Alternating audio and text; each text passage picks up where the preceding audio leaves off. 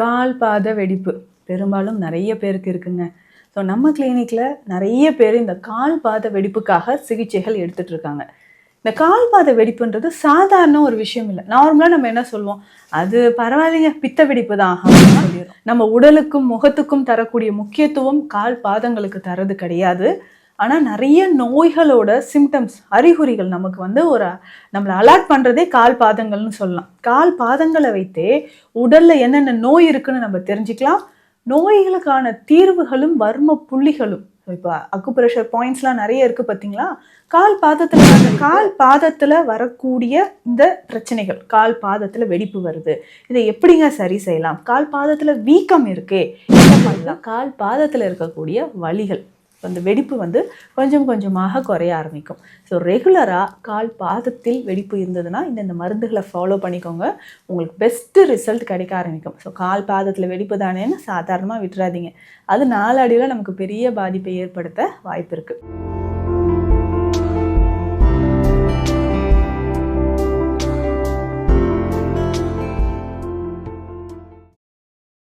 வரம் நேயர்களுக்கு வணக்கம். நான் டாக்டர் நித்யா, சித்த மருத்துவர். கால் பாத வெடிப்பு பெரும்பாலும் நிறைய பேருக்கு இருக்குங்க. ஸோ நம்ம கிளினிக்கில் நிறைய பேர் இந்த கால் பாத வெடிப்புக்காக சிகிச்சைகள் எடுத்துகிட்டு இருக்காங்க. இந்த கால் பாத வெடிப்புன்றது சாதாரண ஒரு விஷயம் இல்லை. நார்மலாக நம்ம என்ன சொல்லுவோம், அது பரவாயில்லைங்க, பித்த வெடிப்பு தான் அப்படின்னு சொல்லிடுறோம்.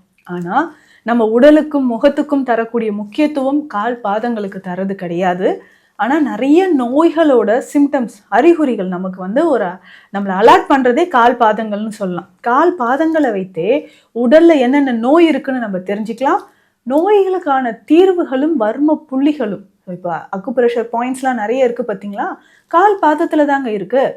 அந்த வர்ம புள்ளிகளை நம்ம ஆக்டிவேட் செய்யும் பொழுது உடலில் இருக்கக்கூடிய நோய்கள் நமக்கு குணமாகுது.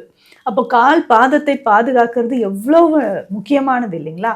ஸோ இந்த கால் பாதத்தில் வரக்கூடிய இந்த பிரச்சனைகள், கால் பாதத்தில் வெடிப்பு வருது, இதை எப்படிங்க சரி செய்யலாம், கால் பாதத்தில் வீக்கம் இருக்கே என்ன பண்ணலாம். இப்போ வெடிப்பு நார்மலாக பித்தம் அதிகரிச்சதுன்னா வருதுன்னு வச்சுக்கோங்க, குதிகாலில் இருக்கும், குதிகாலில் லேசான வெடிப்பு இருக்கும். இதுவே பித்தம் அதிகரித்து உடல் சூடு அதிகமாகுதுன்னா உள்ளங்கை உள்ளங்கால் நமக்கு அதிகமான வறட்சி ஏற்பட்டு நமக்கு வெடிப்பு ஏற்படுது. அப்படியே அந்த கால் பாதத்தில் இருக்கக்கூடிய வெடிப்பே பார்த்தோம்னா ரொம்ப ஆழமாக அப்படியே கிராக்ஸ் வந்த மாதிரி, பிளவுப்பட்ட மாதிரி, அதில் சில டைம்ஸ் நமக்கு ரத்த கசிவு இருக்கிற மாதிரி இருக்கும். ஸோ அதனால் ரொம்ப கேர்ஃபுல்லாக இருக்கணும். இதை தாண்டி இன்னும் ஒரு சிலருக்கு அதிகமான ஈரத்திலே இருக்கிறதுனாலையும் கால் பாதத்தில் வெடிப்பு வருது. விரல் இடுக்குகளில் நமக்கு இந்த சேத்து புண்ணுன்னு சொல்லுவாங்க சிலர், அந்த மாதிரியும் ஏற்படுதுங்க. இதை சரி செய்கிறதுக்கு என்னென்ன வழிமுறைகள் நம்ம ஃபாலோ பண்ணலான்றதை முக்கியமாக நம்ம தெரிஞ்சுக்கணும். ஸோ இந்த கால் பாதத்தில் ஏற்படக்கூடிய வெடிப்புகள், வலி தாங்கவே முடியாது, இதனோடு சேர்ந்து குதிகால் வலியும் இன்னும் நிறைய பேருக்கு இருக்கும். அப்போ கால் வீக்கம் இருக்குன்னா இந்தந்த காரணங்களால் கால் பாதத்தில் வீக்கம் வரலாம். வெரிகோஸ் வெயின் இருந்தாலோ, இல்லை நமக்கு லோயர் லிம்ஸ் ரெண்டு கால்களுக்குமே இரத்த ஓட்டம் குறையும் சமயத்திலோ, இல்லை சிறுநீரகம் தொடர்பான பிரச்சனை, high blood pressure, sugar level இன்க்ரீஸ்டாக இருக்குது, இந்த மாதிரி காரணங்களையும் கால் பாதங்களில் நமக்கு வீக்கம் ஏற்படுறதுக்கோ வெடிப்பு ஏற்படுறதுக்கோ வாய்ப்பு இருக்குது. இதில் முக்கியமாக பல்மோ பிளான்டார் சோரியாசிஸ் அப்படின்ற ஒரு கண்டிஷன் இருக்குங்க. கால் பாதத்தில் தாங்க முடியாத வெடிப்பு இருக்கும், அப்படியே பாலமாக வெடித்த மாதிரி இருக்கும். ரொம்ப ட்ரைனஸ் ஏற்பட்டு கால்களை தரையில் ஊன முடியல, அப்படியே நான் தரையில் ஊனி நடந்து அடுத்த ஸ்டெப் வைக்கிறதுக்குள்ளே தரையில் நான் கால் வச்ச இடத்துல அப்படியே ஈரத்தன்மையாக இருக்கும். ஸோ இந்த மாதிரி வரக்கூடியவங்களும் இருக்காங்க. ஸோ இதற்கான சிறந்த சிகிச்சைகள் நம்ம கொடுத்துட்ருக்கோம். இப்போ கால் பாதங்களை எப்படி பராமரிக்கலாம், ஸோ வெடிப்புகள் இருந்தால் இதற்கான சிகிச்சை முறைகள் என்னன்றதும் நம்ம தெரிஞ்சுக்கலாம். ஸோ கால் பாதத்தில் வெடிப்பு இருக்கக்கூடிய நபர்களுக்கு சின்ன சின்ன விஷயங்கள் நீங்கள் ஃபாலோ பண்ணுங்கள். உடல் சூடு ஆகாமல் பார்த்துக்கணும். நல்ல எண்ணெய் குளியல் அவசியம். ஸோ கால் பாதத்துலேயும் எண்ணெய் நல்லா அப்ளை பண்ணிவிட்டு வாரம் 2 முறையாவது எண்ணெய் குளியல் எடுத்துக்கோங்க. பேசிக்காக இந்த வெடிப்பு இருக்கக்கூடிய நபர்களுக்கு வெட்பாலை தைலம் நம்ம பயன்படுத்தலாம். வெட்பாலை தைலம் எப்படி செய்யணுன்றதும் நிறைய பதிவுகளை நம்ம சொல்லியிருக்கோம். இல்லை சித்த மருந்தகங்கள்லேயும் உங்களுக்கு வெட்பாலை தைலம் கிடைக்குது. ஸோ நம்ம கிளினிக்கில் ஸ்பெஷலாக ஒரு தைலம் கொடுக்குறோம். ஸோ காய செந்தூர் தைலம் அதற்கு பேர். இந்த காய செந்தூர் தைலம் எதற்காக பயன்படுதுன்னா, சருமத்தில் முக்கியமாக இந்த ட்ரை ஸ்கின், ஸோ வெடிப்பு இருக்கக்கூடியவங்களுக்கு இந்த காய செந்தூர் தைலம் பயன்படுது. இதில் எப்படி நம்ம ரெடி பண்ணுறோன்னா, இது ரெடி பண்ணுறதுக்கே ஒரு 30-40 நாட்கள் ஆகிடுங்க. ஸோ அந்த மூலிகைகள் எல்லாமே ஒன்றாக சேர்த்து வெயிலில் வச்சு எடுத்து திரும்ப அதை காய்ச்சி, மூலிகைகள் எல்லாமே சேர்த்து காய்ச்சி நம்ம தோல் சம்மந்தப்பட்ட பிரச்சனைகளுக்கு பயன்படுத்துகிறோம். இந்த மாதிரி தான் கால் பாதத்தில் வெடிப்பு இருக்கிறவங்களுக்கும் இது பயன்படுத்தலாம். இந்த சொரியாசிஸ் வந்து கால் பாதத்தில் அதிகமாக வெடிப்பு இருக்குது பார்த்தீங்களா, அவங்களுக்கு இது பயன்படுத்துகிறோங்க. ஸோ அப்போ அந்த டைமில் கால் பாத வெடிப்பு வந்து கொஞ்சம் கொஞ்சமாக சரியாகிறதுக்கு இது நமக்கு ரொம்ப ரொம்ப பெஸ்ட்டாக இருக்கும். இது நம்ம யூஸ் பண்ணிக்கலாம். இதனோட சேர்த்து வேறு என்னென்ன நம்ம யூஸ் பண்ணலாம் அப்படின்னு கேட்டிங்கன்னா, வெண்ணெய். இந்த வெண்ணெய் இருக்குது பார்த்தீங்களா, பசு வெண்ணெய் எடுத்துக்கோங்க. இதில் சில மூலிகைகளை நல்லா கலந்து பேஸ்ட் மாதிரி கலந்தே வச்சுக்கோங்க. அதை எடுத்து கால் ரொம்ப ட்ரைனஸ் இருக்கக்கூடிய இடத்துல இரவு நேரத்தில் நம்ம தடவிட்டு வரலாம்.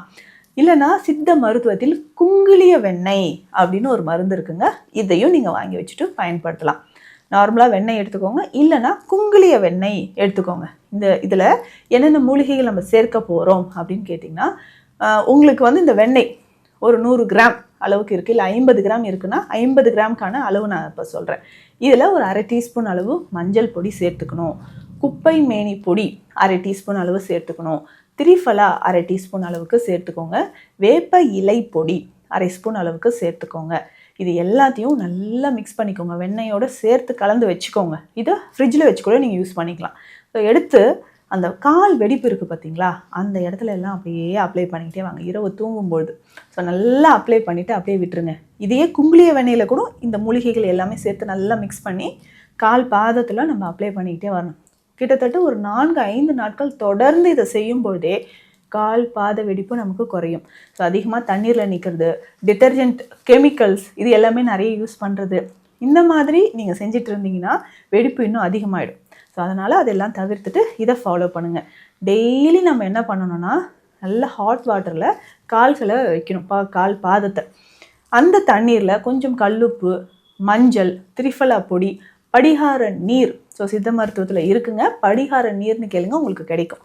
இது வந்து ஒரு 20 ml அந்த தண்ணீரில் சேர்த்து வெது வெதுப்பான தண்ணீரில் ஒரு 15 நிமிடங்கள் உங்கள் பாதங்களை அப்படியே வச்சுட்டு அதுக்கப்புறம் இரவு நீங்கள் தூங்க போகும்போது இந்த வெண்ணெயை அப்ளை பண்ணிக்கலாம்.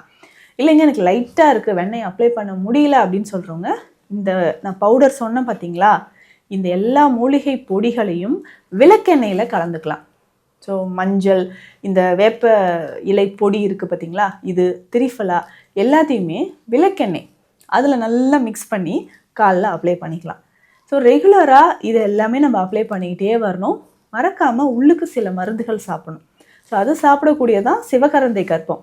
இதுவும் நம்ம கிளினிக்கில் ஸ்பெஷல் மெடிசனாக கொடுத்துட்ருக்கோம். ஸோ தோல் சம்மந்தப்பட்ட பிரச்சனைக்கு வெளியில் வந்து ஏதாவது ஒரு கிராக்கான ஒரு க்ரீம் நம்ம போட்டுட்டோம் சரியாயிடும் அப்படின்னு இல்லை, அந்த பித்தத்தை சமநிலைப்படுத்தும். அப்போது இந்த ஏலரிசி சேர்ந்த சூரண வகைகளும் சிவகரந்தை சூரணமும் நம்ம பயன்படுத்தும்போது உங்களுக்கு கால் பாதத்தில் இருக்கக்கூடிய வலிகள், அந்த வெடிப்பு வந்து கொஞ்சம் கொஞ்சமாக குறைய ஆரம்பிக்கும். ஸோ ரெகுலராக கால் பாதத்தில் வெடிப்பு இருந்ததுன்னா இந்த மருந்துகளை ஃபாலோ பண்ணிக்கோங்க, உங்களுக்கு பெஸ்ட்டு ரிசல்ட் கிடைக்க ஆரம்பிக்கும். ஸோ கால் பாதத்தில் வெடிப்பு தானேன்னு சாதாரணமாக விட்டுறாதீங்க, அது நாளடைவில் நமக்கு பெரிய பாதிப்பை ஏற்படுத்த வாய்ப்பு இருக்குது. ஸோ இந்த பதிவு உங்களுக்கு யூஸ்ஃபுல்லாக இருக்கும்னு நினைக்கிறேன். சித்த மருத்துவம் தொடர்பான மருத்துவ ஆலோசனைகளுக்கு ஸ்க்ரீனில் இருக்கிற நம்பருக்கு கான்டாக்ட் பண்ணுங்கள். நன்றி.